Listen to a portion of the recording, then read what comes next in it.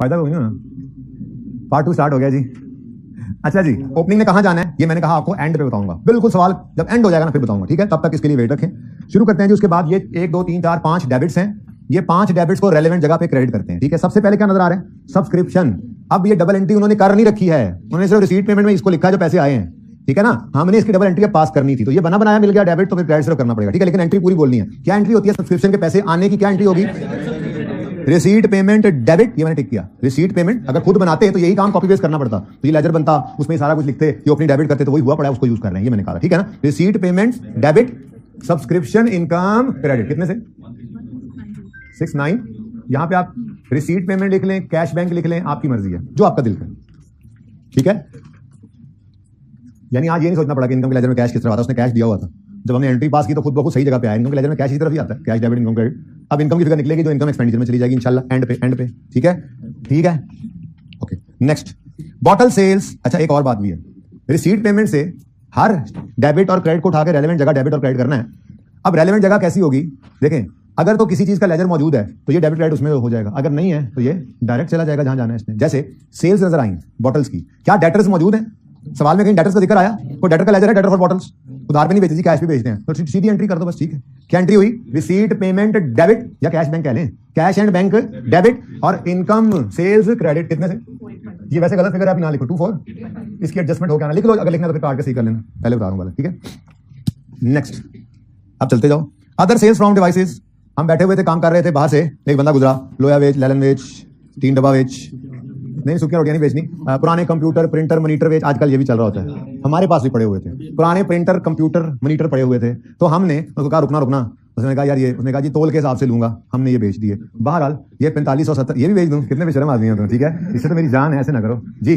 तो ये हमारी इनकम हो गई है, इसकी एंट्री हुई, पैसे तो आ गए ना, डिवाइसेस एक्सेट्रा बेच के इनकम हो गई, अदर इनकम है, ठीक है? हमारी तो इनकम ही है यहाँ पर जी। रिसीट पेमेंट, देखो सिर्फ स्पेसिफिक चीज क्या है? बॉटल्स की ट्रेडिंग, उससे रिलेट जो करे वो रिक्वायरमेंट ए में जाएगा, ट्रेडिंग में, बाकी तो सारा कुछ हमारी इनकम एक्सपेंडिचर में जाना है, ठीक है? तो रिसीट पेमेंट या कैश एंड बैंक डेबिट और इनकम क्रेडिट, नाम इसका लिख दे, क्या लिखा वही लिख दो, अदर सेल्स फ्रॉम पुराने computer printer from devices etcetera.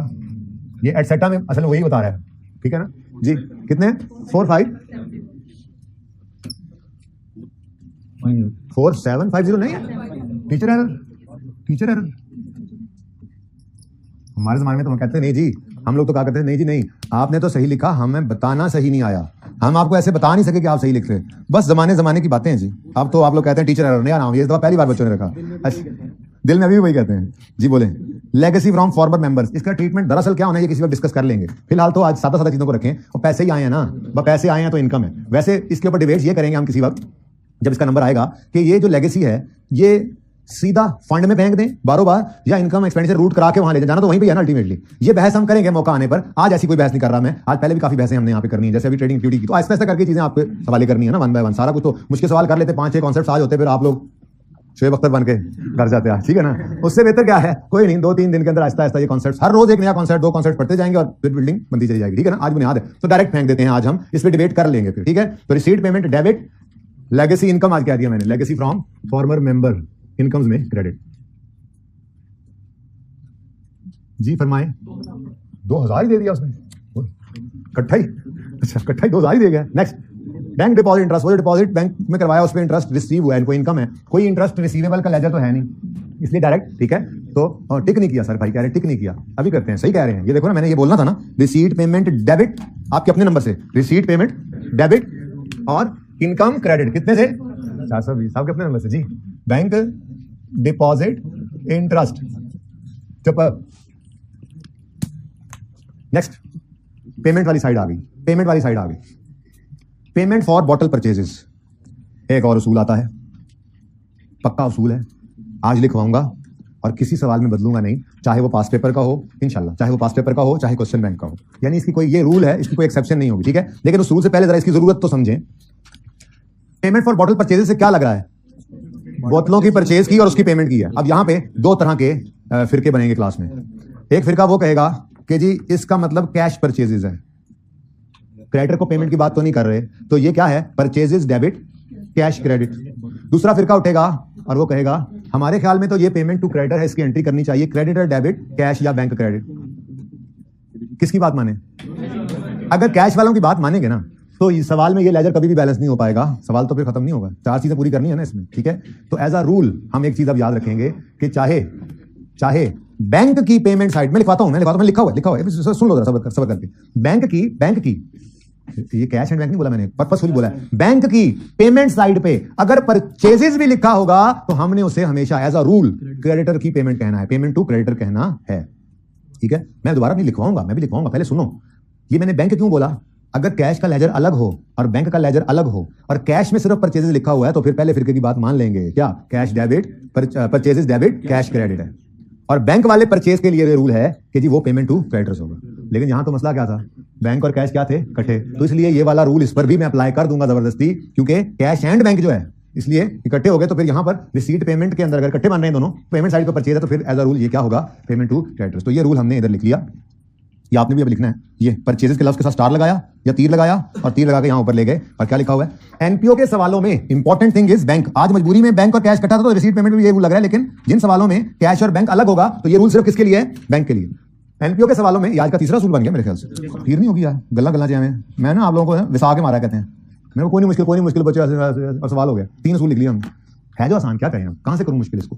NPO के सवालों में अभी सर हमें पता लगा, हमें पता है दूसरा दिन और फिर तीसरा दिन अपने होना क्या है, अच्छी बात है, पता होना चाहिए। एनपीओ के सवालों में बैंक की पेमेंट साइड पर अगर परचेजेस भी लिखा होगा तो हम उसे पेमेंट टू क्रेडिटर्स ही कहेंगे।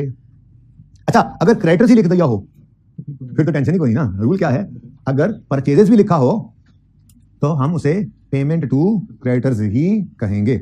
उम्मीद है बार बार बोलने की टेंशन से बचने के लिए तो पिछली क्लास में साथ साथ लिखता गया, तो आपको दिखा रहा हूं, ठीक है जी। चलिए जी अब शुरू करें काम। तो पेमेंट फॉर बॉटल परचेजेस, हाँ परचेजेस, ये क्या है? ये बैंक की पेमेंट साइड पे है, तो क्या है? Payment to creditors. इसकी एंट्री क्या होती है? आज इधर पहले टिक नहीं कर सकता मैं, ये क्रेडिट हो रहा है, कहीं डेबिट, कहां डेबिट? क्रेडिटर डेबिट, कितने से? 12230, क्रेडिटर डेबिट और bank credit, cash and bank जो भी कह लें, ठीक है। लेकिन अब अगली बात भी तो लिखनी पड़ती है ना। यहां लिखेंगे क्रेडिटर्स जो पहले से लिखा हुआ है, यही तो वक्त बचाया है, और यहां लिख देंगे कैश एंड बैंक या रिसीट एंड पेमेंट, जो मर्जी लिखिए, ठीक है। Next, rent and rates. हाँ भाई, double entry. Rent and rates का लेजर है तो इधर नहीं है तो सीधा जाने दो एक्सपेंस को, ठीक है। लेजर है, entry rent and rates debit 7880 से और कैश एंड बैंक क्रेडिट 7880 से। ये लिखने के बाद हम अगला काम करते थे, यहां पे रेंट रेट लिख लो और यहां पे कैश एंड बैंक लिख लो। तो कितना टाइम सेव हो गया ना, इतना बड़ा लेजर बनाना ही नहीं पड़ा, ठीक है। नेक्स्ट, पेमेंट टू डुगडुगी वाला, बंदर वाला, पेमेंट उसको की है, अब इसका कोई लेजर नहीं है, अब ये डायरेक्ट जाना है, लेकिन मैं डेबिट पहले लिखूंगा ना ताकि मेरी एंट्री सही चलती रहे। एक्सपेंसेस में आए पेमेंट टू बंदर वाला। अच्छा सुने प्लीज, एंट्री फिगर कितनी है? 33। ये देखो एंट्री हो रही है, देखना जरा सारे, देखना जरा, ये एक्सपेंस जो भी है वो वाला डेबिट और कैश एंड बैंक। कितना पेट्रोल लग रहा है मेरा, देखो। नेक्स्ट, प्रिंटिंग एंड स्टेशनरी, देखो ना मैं ऐसे जा रहा हूं, पर्पसफुली जा रहा हूं ना, आपने भी ऐसे ही एंट्री करनी है ताकि डेबिट क्रेडिट आपका सही रहे। प्रिंटिंग एंड स्टेशनरी का भी कोई लेजर मौजूद नहीं था, सीधा लिया एक्सपेंस को इधर। 22, पार्डन, प्रिंटिंग एंड स्टेशनरी जी कितना? 1720, एक्सपेंस डेबिट और कैश एंड बैंक क्रेडिट। अभी जनरल भी रह गया, ये तो दोनों इकट्ठे करवा देते। चलो फिर चलते हैं। जनरल एक्सपेंस का भी लेजर नहीं मिला, डायरेक्ट लाए। भाईजान हम कैश फ्लो नहीं कर ले कि आप कहें कि सर ये सब कुछ तो हुआ पड़ा था। भाईजान उन्होंने सिर्फ रिसीट पेमेंट बनाया हुआ था, ये सारा कुछ हम बना के दे रहे हैं। उन्होंने कहा मैं अकाउंट्स बना दो, वो बना रहे हैं हम, ठीक है। ट्रायल बनाने की जरूरत नहीं, डायरेक्ट ही बना रहे हैं। ट्रायल भी बन सकता है वैसे, लेकिन जरूरत नहीं है। चलें, एंट्री 44, जनरल एक्सपेंसेस डेबिट और कैश एंड बैंक क्रेडिट। लो जी, अब पेट्रोल बचने का वक्त हुआ चाहता है। क्यों? क्योंकि ये भी एक्सपेंस है, इसका भी लेजर कोई नहीं है, लेकिन ये वो कोने पे नहीं जाना बल्कि पहले ब्रेक लग जानी है, क्योंकि ये ट्रेडिंग एक्टिविटी से रिलेट करता है और वो हमारा अलग वर्किंग में करीब ही पड़ा हुआ है मेरे, ठीक है। तो ये स्टूवर्ड वेजेस, अब ये ना कहना वेजेस तो कॉस्ट ऑफ सेल में आती है, ठीक है यार एक्सपेंस है, बस ऐसे ही लिखो जी। एंट्री बोलो कितने से? 8300 से ये एक्सपेंस डेबिट और कैश एंड बैंक क्रेडिट। किधर? क्योंकि ये अब्दुल्ला भाई कह रहे हैं क्योंकि ये उस छोटे की सैलरी है जिसको बोतलें बेचने के लिए खड़ा किया हुआ है। तो जो भी बोतलों से रिलेटेड इनकम हो चाहे एक्सपेंस हो वो यहाँ पे पहले लिखेंगे, फिर यहाँ से लेकर जाएंगे उधर, ठीक है ना। अभी यहाँ पे इंशाल्लाह आप देखेंगे कॉस्ट ऑफ सेल आएगी, उसके बाद फिर जीपी आएगा, फिर नेट प्रॉफिट आएगा, फिर या लॉस भी आ सकता है। ये जाएगा आपका उधर जिधर आप कह रहे थे उधर, ठीक है। लो भाई ये क्लोजिंग भी कहीं पहुंचा दें, कहां जाएगा? मैं क्यों बताऊं, तुम होगे बताऊं। कहां जाएगा ये? और बैलेंस शीट बना रहे हो, कैश फ्लो निकल आओ, बैलेंस शीट बना रहे हो, ये क्लोजिंग में भी कहीं जाना है। ये क्लोजिंग क्या है? कैश एंड बैंक है, करंट एसेट है। अलग अलग क्या लिखना, इकट्ठा ही लिख दो, हमने जब इकट्ठा ही देख लिया इसको, ठीक है। तो कैश एंड बैंक, ये भी गलत है। अगर लिखना या तो ब्रैकेट में लिखना या फिर बाद में नाराज हुए बगैर काट के सही कर लेना। बताओ जी टोटल कितना है? हाँ, ये अलग अलग भी लिख सकते थे आप, लेकिन मैंने इकट्ठा ही लिख दिया। Okay done. Cash, bank deposit वाला, बैंक करंट वाला, ये तीन अलग भी आ सकते थे, हमने इकट्ठा ही लिख दिया कैश एंड बैंक करके, बस ठीक है, चलेगा, बल्कि दौड़ेगा। लो भाई, सारा रिसीट पेमेंट हो गया, अभी तक ओपनिंग रह गया हुआ है। एक एडजस्टमेंट रहती है, वो भला क्या है? वो मेरी बात सुनो, क्या है मामला? कुछ ऐसे है, मैंने आपको बताया है कि स्टूवर्ड हर दिन सेल करता है और एंड पे हमें पैसे, ये हमारे अकाउंटेंट किधर है आज? अकाउंटेंट भी छुट्टी पे है, चलो अब्दुल्ला से गुजारा। अच्छा वो सुबह वाला था, सॉरी। हाँ, वो अकाउंटेंट को आके, स्टूवर्ड जो है वो अकाउंटेंट को आके उस दिन की सेल के पैसे देता है बोतलों के, और अकाउंटेंट उसकी क्या एंट्री करता है? आज कोई गलती नहीं करनी इसने फिलहाल। अच्छा, अकाउंटेंट क्या एंट्री करता है? Cash debit cell credit. Debtor तो नहीं, उधार पे बोतलें नहीं बेचते, तभी तो सेल डायरेक्ट ले गए थे। Cash debit cell credit. 30 सितंबर की शाम को जब असर का वक्त हुआ, अकाउंटेंट तो उठ के नमाज पढ़ने चला गया, ठीक है। उधर से वो लड़के के घर से फोन आया उसकी मामा का, बेटा कराची से मामू आए हैं, जल्दी से घर आ जाओ। अब उसने यूं करके देखा, अकाउंटेंट उठा हुआ नमाज पढ़ने के लिए, जरा जल्दी चला गया, वजू आराम से करता है वो। उसने कहा घर तो करीब है, मैंने 15 मिनट अपनी मस्जिद में पहुंच ही जाना है, ठीक है। तो मैं फटाफट निकला और निकलता हूँ और घर जाता हूँ, निकल गया। अब हुआ क्या, वो पैसे उसकी दराज में रह गए और वो दिन गुजर गया। उसको पता ही नहीं था कि 30 सितंबर हमारा ईयर एंड अकाउंटेंट्स का। हमें तो मसला पड़ गया ना, क्यों? क्योंकि 30 सितंबर की सेल हो चुकी थी, कैश अकाउंटेंट के पास नहीं पहुंचा, तो वो सेल रिकॉर्ड नहीं कर पाया। अब हमें पता लग गया, तो हम क्या करें?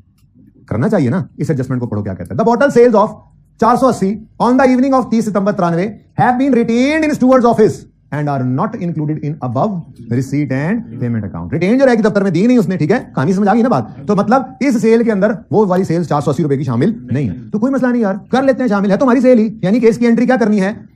भाईजान आप ना गलत हो गए, आपको बताएं हम, और भाईजान आप भी गलत हो गए, आपको बताएं। आपने तो लिखा ही था, मेरी बात सुन ली थी ना, इसको एडजस्ट करना था, यानी कि इनको लिखना भी था तो ब्रैकेट में लिखना था, ठीक है। यानी ये अनएडजस्टेड है जी, 11/030, इसमें कोई गड़बड़ है, यानी कुछ कमी है, और ये 24,850 में भी कुछ कमी है, तो एक एडजस्टमेंट भी थी खैर से, ठीक है। लो भाई, 480 रुपए की सेल थी, रिकॉर्ड ना हो पाई, हमारे साल की सेल थी, तो बोलो यूं है ना, दराज दूसरी दराज में पैसे पड़े होते, बस है तो हमारे बिजनेस की प्रेमिस में, हमारी कब्जे में था वो कैश, ठीक है। तो एंट्री करो कैश, बोलो सेल हुई है, रिकॉर्ड नहीं हुई, एंट्री करो कैश डेबिट, कैश बढ़ गया, और सेल्स क्रेडिट। और देखें। अच्छा नेक्स्ट, अगली बात, अगर सुनो, अगर हमारा यहाँ कैश बैंक अलग अलग होता तो फिर ये 480 सिर्फ कैश में ऐड कर देता, क्योंकि उसने कहा था कैश रिटेन रह गया, ठीक है ना। तो सही है, अगर बैंक अलग और कैश अलग होता तो ये 480 कहाँ ऐड कर देते? सिर्फ कैश में करते हैं ना। लेकिन चूंकि मैंने वैसे इकट्ठे कर दिया तो इसलिए बस यहीं पे ऐड हो गया, आसानी होगी इसमें भी, ठीक है। चल ले जी, सवाल खत्म है यार। रिटेन इन स्टूवर्ड्स ऑफिस, ये स्टूवर्ड ऑफिस बैंक है, मतलब बैंक अकाउंट है, ये बैंक में पैसे रिटेन रह गए हैं, ठीक है। तो वो सेल्स जो है, बॉटल सेल्स का 480 जो है वो स्टूवर्ड के ऑफिस में रह गया, हमारे खोखे में, हमारा खोखा बैंक तो नहीं है ना, तो फिर वो कैश। अच्छा जी स्टूडेंट,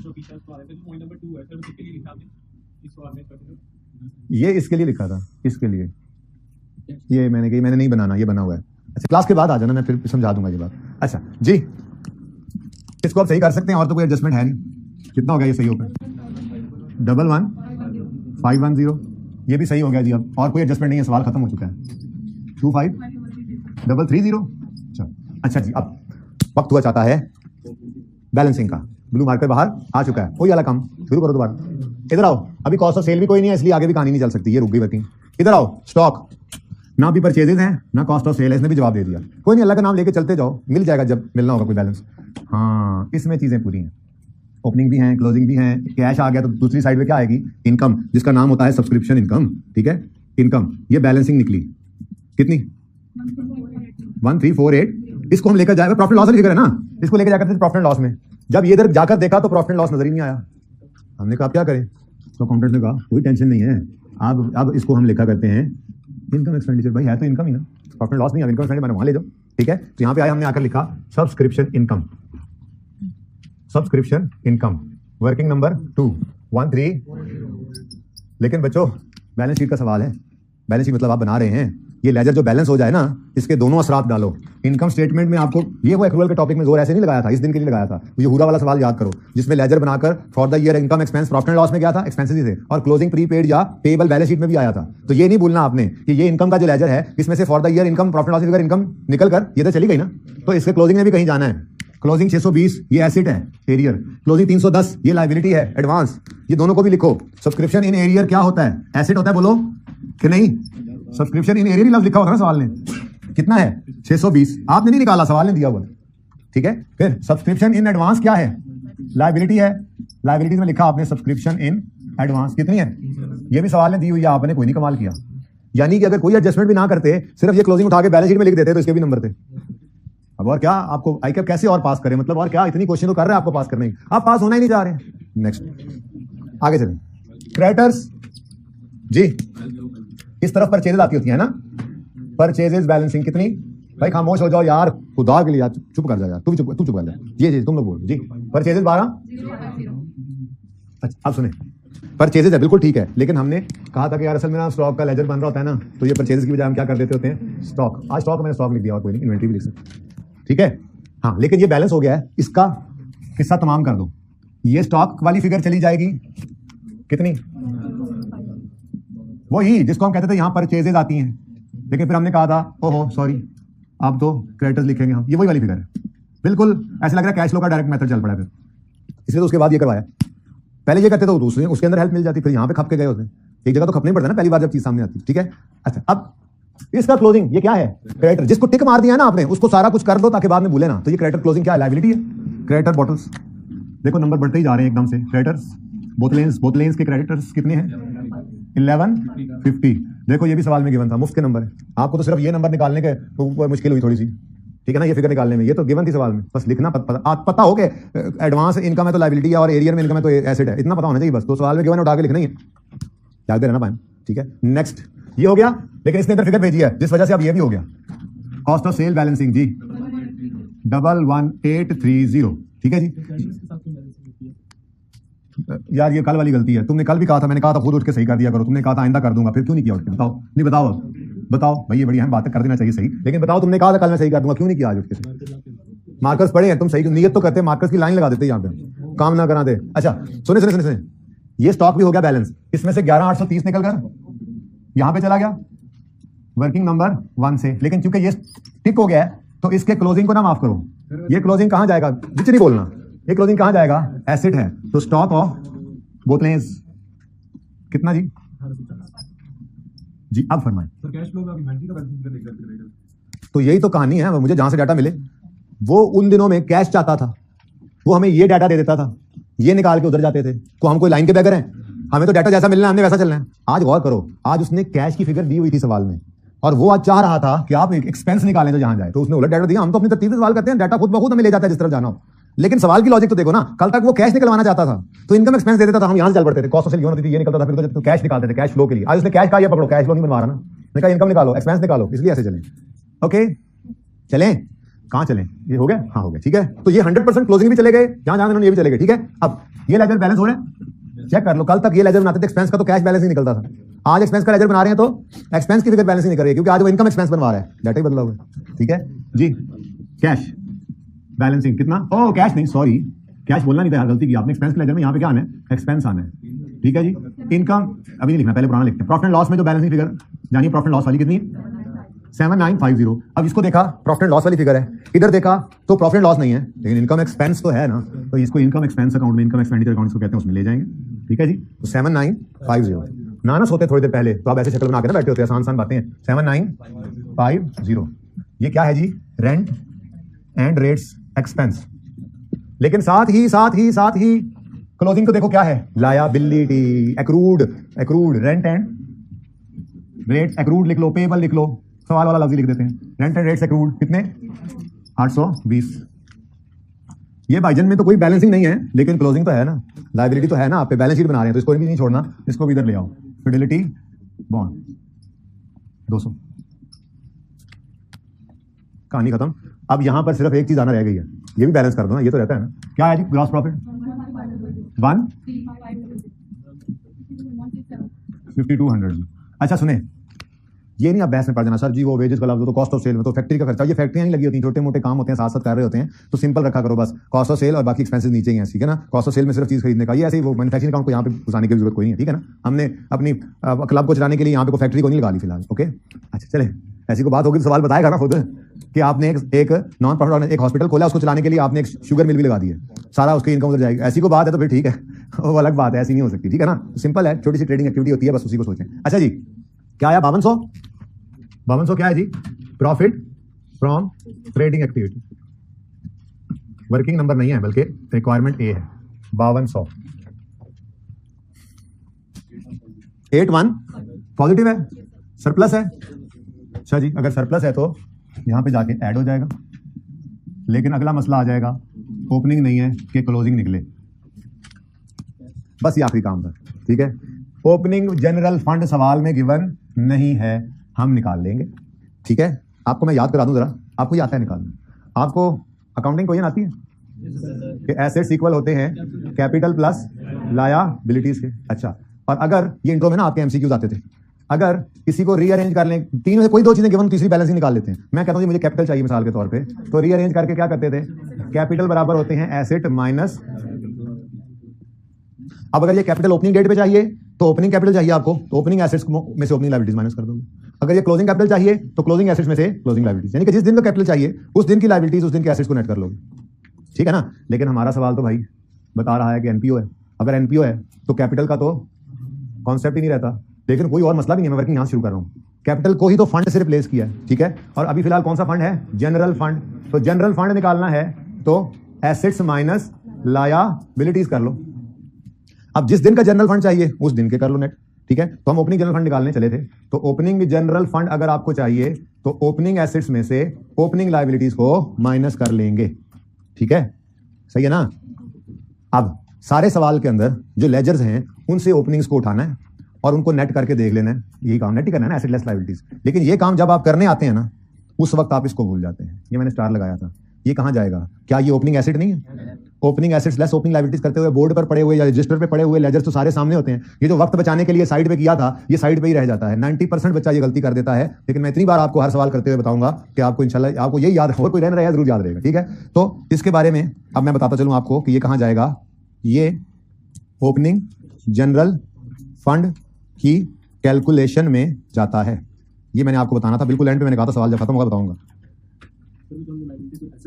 भाई वो अभी देख लेते हैं, ओपनिंग कहा तो है, साथ ऊपर लिखा नहीं ओपनिंग, वो देखो मैंने लिखा ओपी ओपी, भाई वो देख लेते हैं ना। ओपनिंग बैलेंस शीट में तो क्लोजिंग ही जाते हैं, नहीं ये ना करो, बैलेंसिंग निकालना है भाई, ये बहुत बड़ी गलती है भाई। पता है क्या कह रहे हैं भाई? कह रहे हैं ये पढ़े हैं ना, बैलेंसिंग करके फेंक देते हैं। कुछ शर्म करो, कैसी बात कर दिया तुमने। यहाँ पे कुछ गलत हुआ तो ये नंबर नहीं छोड़ना चाहते हो, 2-3 नंबर जो उसके होंगे अलग से। हाँ ना, काफी सारी कैलकुलेशन है ना इसकी, देखो अब तो ये ओपनिंग फंड की कैलकुलेशन में जाएगा, ठीक है जी। चलो फिर सबसे पहले इसी को ले जाते हैं। ये एसेट्स हैं या लायबिलिटीज हैं? ओपनिंग इकट्ठा करके एसेट्स इकट्ठे लिख दिए, कितने हैं जी? 3 4। ये आज सिर्फ ऐसे कर रहा हूं मैं, ये ब्रैकेट में हुआ करेगा, अभी कैलकुलेटर पे आपको करके दिखाता हूं ब्रैकेट में कैसे हुआ करेगा। ये सिर्फ आज की ये तफसीलात हैं, ओके। ये हो गया जी। उसके बाद मुझे जो ओपनिंग्स दरकार है ना, वो अब मेरे बोर्ड के ऊपर है। ओपनिंग स्टॉक ये एसेट होता है, ओपनिंग सब्सक्रिप्शन में एसेट भी है, लायबिलिटीज भी है। रेड मार्कर देखो, ये ओपनिंग जनरल फंड के लिए है, लायबिलिटी है, लायबिलिटी है, लायबिलिटी। बस आज सिर्फ हमने इसका वर्किंग किया, ऐसे नहीं करेंगे हम तो ब्रैकेट में लिख लिया करेंगे। कैसे लिखेंगे वो एंड पे बताता हूं, पहले ये तो लिख लें। सबसे पहले तो मैं वो जो भूल जाते हैं वो वाले ले आया हूं, रिसीट एंड पेमेंट वाले इकट्ठे, ठीक है ना। ये भूल जाता है बंदा, रिसीट पेमेंट अलग पड़ा हो, ओके। इसको लिख लिया। अब सारा हमारे सामने ही है सारा सवाल। सबसे पहले क्या है? स्टॉक 16 एसेट्स में ओपनिंग लिया, ठीक है। फिर आगे सब्सक्रिप्शन 770 एसेट है और -250 इधर लिख दो बस, लायबिलिटीज। समझ आ गई? नेक्स्ट 1330, नेक्स्ट ये सारी लायबिलिटीज हैं। नेक्स्ट बैलेंस ही बता रहे हैं। अब सारे एसेट्स जो ओपनिंग पर हैं उनका टोटल करो तो क्या आता है? 5880। सारी लायबिलिटीज पर टोटल करो तो क्या आता है? 2530। दोनों को नेट करो तो आंसर क्या आता है? 3350। अब नजर आएगा 3350। ये 3350 आपका ओपनिंग फंड आ गया। अच्छा इधर सवाल पहले पूरा कर लें फिर बताता हूं हम किया कैसे करेंगे। ले जी, ओपनिंग आ गया 3350 प्लस सरप्लस 11500। वैसे तो इसका भी अलग टोटल करना चाहिए, कर लें, चलो आज रहने दो, ग्रैंड टोटल ही कर दो। ये क्लोजिंग 11500 में ये सारे ऐड करो, यानी कि बैलेंस शीट का टोटल बताओ ना यार, नींद से निकल आओ ना भाई जी। 13980 इस साइड का टोटल भी बताओ। बस पेपर में अगर ये बैलेंस हो जाए तो सोच करके आगे चले जाना, और अगर ना हो तो खुशी खुशी आगे चले जाना, रुकना नहीं है, ठीक है जी। अच्छा सवाल तो यही होमवर्क में है, लेकिन जरा कैलकुलेटर्स निकालो। मैं ये वर्किंग नहीं करने दूंगा आपको, ये तो बहुत टाइम वेस्टेज हुआ हमारा, ये वर्किंग नहीं किया करेंगे हम, ठीक है। हम तो ब्रैकेट में इधर ऐसे ब्रैकेट लगाया करेंगे और ये सारा कुछ ब्रैकेट में लिखेंगे। कैसे लिखेंगे जरा कैलकुलेटर सब बच्चे एक दफा पकड़ लें, तरतीब से चलते हैं। सबसे पहला मैंने कौन सा लिखा है, एसिड रिसीट पेमेंट वाला, तो लिखो कैलकुलेटर पे +3480। हाँ प्लस से कोई फर्क नहीं पड़ता लेकिन लिख लो जरा ताकि तरतीब सामने आ जाए। प्लस एसिड है तो प्लस, लायबिलिटी तो माइनस, कैलकुलेटर पे लिख रहे हैं +3480 ब्रैकेट में ऐसे ही लिख रहे होंगे आप, +3480 प्लस 1630 प्लस जीरो प्लस नहीं प्लस 770 -250 -1330 -750 -200 बराबर ऐसे निकालना, ठीक है। ये ऐसे निकाला करना है, ये ऐसे भाई टाइम नहीं जाया करना, ठीक है ना। और ये लेकिन कैलकुलेटर पे नहीं, ब्रैकेट में वर्किंग शो करनी है, तो ये मैंने प्लस माइनस जो बोला है यही ब्रैकेट में आपने लिख देना है। तो जनरल फंड अगर मिसिंग होगा ना ओपनिंग सवाल के अंदर, तो वो निकालते हुए आपको सवाल के एंड का इंतजार करना पड़ेगा। बहुत सारी एडजस्टमेंट्स में ओपनिंग छुपे पड़े होंगे, वहां से निकलेंगे, पहले नहीं निकालने बैठ जाना, सवाल सारा खत्म हो जाए, देखा आपने सब कुछ कर लिया था, मैंने कहा बस अब ये रह गया, तो इस तरह से करना है। ओके, तो मुश्किल लगा टॉपिक या आसान था? इस टॉपिक में सिर्फ यही सवाल आपने आज करना है और 2:30 बजे इंशाल्लाह मिलेंगे, उसमें लियाकत इंडस्ट्रीज वाला सवाल करेंगे और अगर छेती छेती हो गया तो फिर कुछ ना कुछ और भी करेंगे। अल्लाह हाफिज।